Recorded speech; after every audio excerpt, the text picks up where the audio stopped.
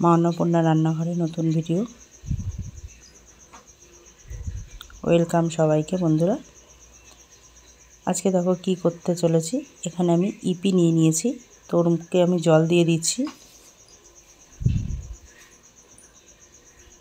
হাত দিয়ে একটুখানি ডুবিয়ে দিলাম। একটুখানি নুন দিয়ে দিলাম,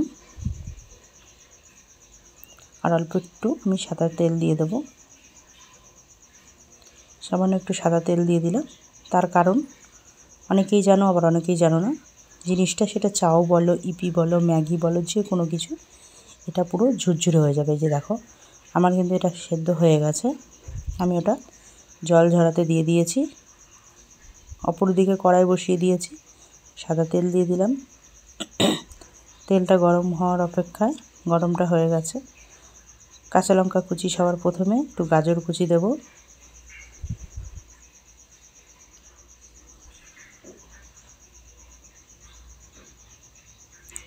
বিনস,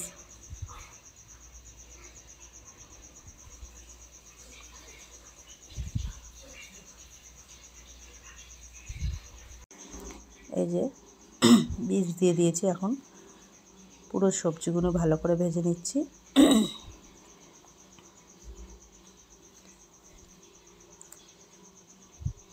তো একটু ভাজা ভাজা হলে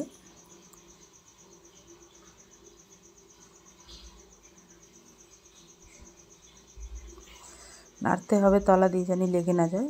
দিয়ে দিলাম একটু ক্যাপসিকাম। এখানে ওরম ব্যাপার নেই এটার মধ্যে যে ক্যাপসিকামের দানা ফেলে দিতে হবে। ক্যাপসিকামের দানা শুদ্ধই এটা করা যাবে। দিয়ে দিলাম একটু কারি পাতা।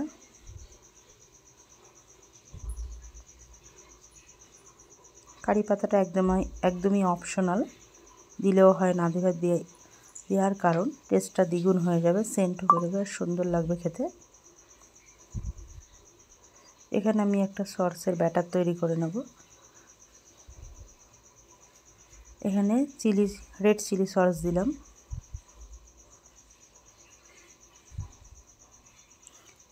টমেটো কেচাপ আর রেড চিলি সস দিলাম। এবার দুটোকে ভালো করে, তার সঙ্গে একটু সোয়া সস দেবো।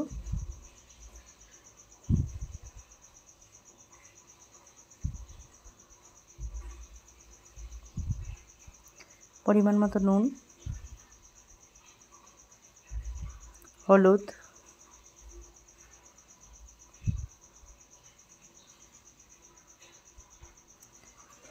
এর সঙ্গে একটু ভিনিগার দিয়ে দিলাম 2 চামচ। এবার ভালো করে একটু নেড়ে নেব।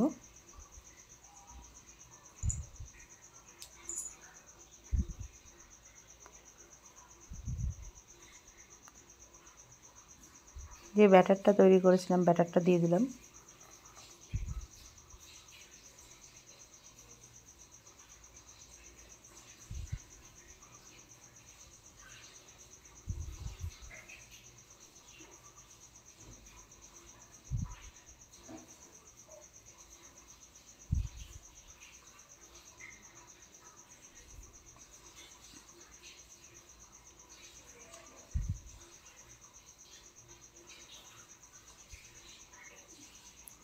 সেদ্ধ করা ইপিগুলো দিয়ে দিলাম তার মধ্যে।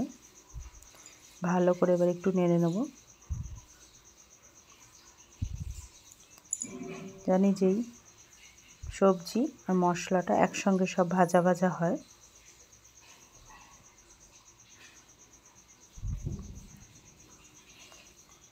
এবার এর মধ্যে একটু জল দিয়ে দিলাম, কারণ ইপির আজকে একটু স্যুপ টাইপের করব। এই যে দেখো,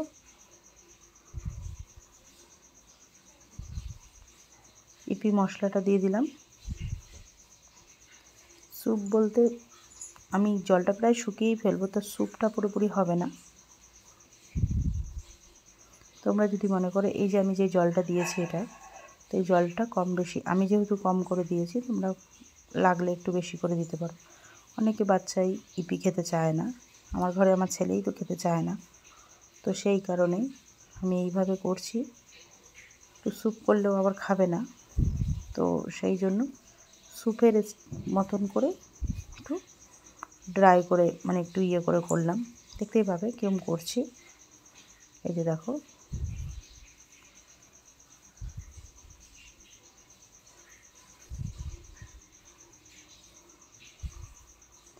কি সুন্দর একটা সেন্ট বেরিয়েছে। দেখো আমার ইপিটা প্রায় কিন্তু হয়ে গেছে।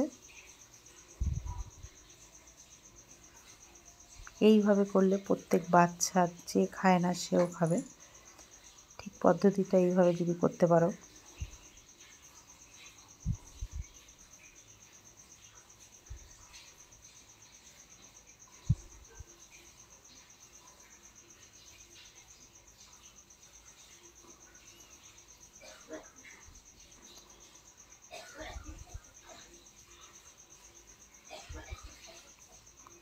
এই যে আমার ইপিটা কিন্তু পুরোটাই কমপ্লিট হয়ে গেছে। এই যে দেখো আমার ইপি কমপ্লিট।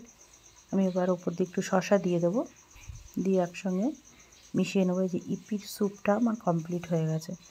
দেখতে পাচ্ছি একটু রসা রসা রয়েছে, সেরকম কিন্তু ঝোল ঝোল রাখিনি।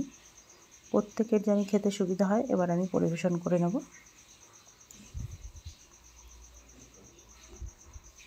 থালায় নিয়ে নিচ্ছি। এর মধ্যে চাইলে তোমরা আরও কিছুটা শসা বাড়িয়ে দিয়ে নিতে পারো।